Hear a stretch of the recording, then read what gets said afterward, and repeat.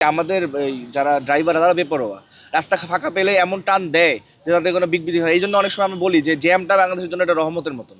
Jam না থাকলে ঢাকা যে কত বেশি অ্যাক্সিডেন্ট হইতো তাহলে আপনারা চিন্তাই করতে পারবেন না। আসলে আমরা যেটা দেখি, তাই না? ঈদ চলে গেলে কিন্তু আবার জ্যাম থাকে, অ্যাক্সিডেন্টও কম হয়। আমরা যদি ওইভাবে তাড়াহুড়ো না করতাম, অ্যাক্সিডেন্ট না হতে পারতো। আসলে জীবনের মূল্যটা তো সময়ের থেকে অনেক বেশি, এটা আমরা ভুলে যাই। এখানে এখানে আসলে আমাদেরও তো জনগণ 18-20 কোটি জনগণ, তাই না? আমাদের দেশটা ছোট, আমাদের তো ফ্যাসিলিটি অনেক কম। সেক্ষেত্রে দুইজনকে সতর্ক হওয়া উচিত।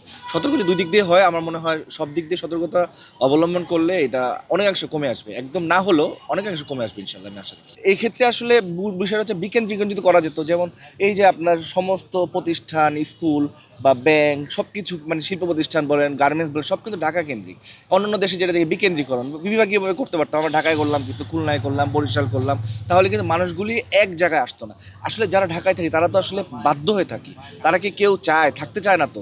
ফ্যামিলি রেখে কষ্ট করে কিন্তু থাকে। কেন থাকে? ওই যে ভাই, দুইটা পয়সার জন্য, তার সবারই ইনকামের জন্য থাকে। এটা যদি আমরা করতে পারতাম, অন্যান্য দেশে দেখবেন যে আপনার রাজধানী কিন্তু একটা দেশে থাকে না, একটা জায়গায় থাকে, রাজধানী চেঞ্জ হয়। আমাদের হয়তো রাজধানী চেঞ্জ সম্ভব না হলো, আমরা তো চাইলে গার্মেন্টসগুলির অন্য জায়গায় নিতে পারতাম।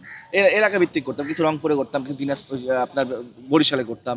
বিভাগীয় আটটা আটটা বিভাগে নিতে পারলে তো কিছুটা হলে তো কমতো। আসলে হচ্ছে গিয়ে ঈদ চলাকালীন সময়ে আপনার রাস্তাগুলো অনেক ফাঁকা থাকে। তখন সেই ফাঁকা থাকার কারণে আমাদের যে যানবাহনগুলা চলাচল করে, যে আপনার যে যতটুকু গতিতে তাদের চলা উচিত তার থেকে অনেক বেশি গতিতে ওই যানবাহনগুলো চলাচল করে।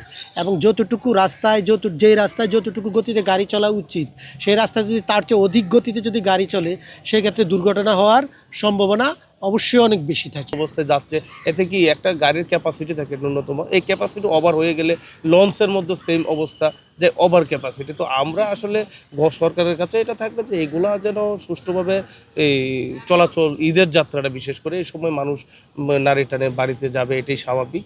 তো নিয়ম শৃঙ্খলার মধ্যে রাখা, আইন শৃঙ্খলা বাহিনী প্রত্যেকটা জায়গায় স্ট্যান্ড থেকে শুরু করে এই launch guard, train, rail station, প্রত্যেকটা জায়গার মধ্যে মোতায়েন করা, যে নির্দিষ্ট রুট নিয়ম অনুসারে এটা করা। আরেক ঈদের আগে দিয়ে যেভাবে মানুষ তড়িঘড়ি করে বাড়িতে যাওয়ার জন্য সবাই মানে তাড়াহুড়াটা থাকবে না। একটা সিস্টেমের মধ্যে যে ফ্যামিলি সবাই যার আমার ফ্যামিলি, সবার ফ্যামিলি অন টাইমে আগে পাঠিয়ে দেওয়া যারা থাকবে, সরকারের এটা টোটালি সরকারের একটা উদ্যোগ নেওয়া উচিত।